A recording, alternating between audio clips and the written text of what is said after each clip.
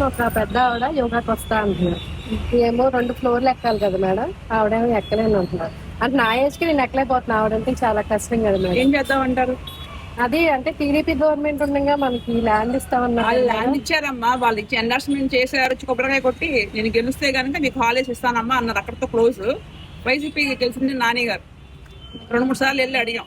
ఆయన ల్యాండ్ ఇచ్చారు, ఈయన ఒక హాలేజ్ ఇస్తే చరిత్రలో స్థిరస్థాయిగా నిలిచిపోయే వాళ్ళిద్దరు కూడా. ఆయన ఇచ్చిన దాంట్లో మేమేయటం ఏంటని చెప్పి ఆయన పార్క్ కట్టేశారు. ఇప్పుడు ఇది కూడా పబ్లిక్కే, మనం వెళ్ళి కూర్చుంటానికి కాదు. అవును మేడం. పార్క్ కూడా పబ్లిక్కే. ఇప్పుడు ఆ పార్క్ కట్టారు, అది ఉపయోగం లేదు, ఏమీ లేదు, పక్కన పడేశారు, వదిలేశారు. ఆ హిందూ కాలేజీలో పిల్లలందరూ వెళ్ళి అక్కడ న్యూసెన్స్ చేస్తున్నారంట. అదే మనకి ఇచ్చుంటే యోగా ఎంతమందికి ఆరోగ్యాన్ని ఇచ్చేది? ఆ మెట్లు ఎక్కలేక ఎంతమంది బాధపడుతున్నారు ఇవాళ రోజున. అవును మేడం, అది ల్యాండ్ పైన ఉంటే అందరూ వస్తుంది. నేను వచ్చి గంట చెప్తా రెడీగా ఉన్నానమ్మా. గవర్నమెంట్ రెడీగా ఉందా?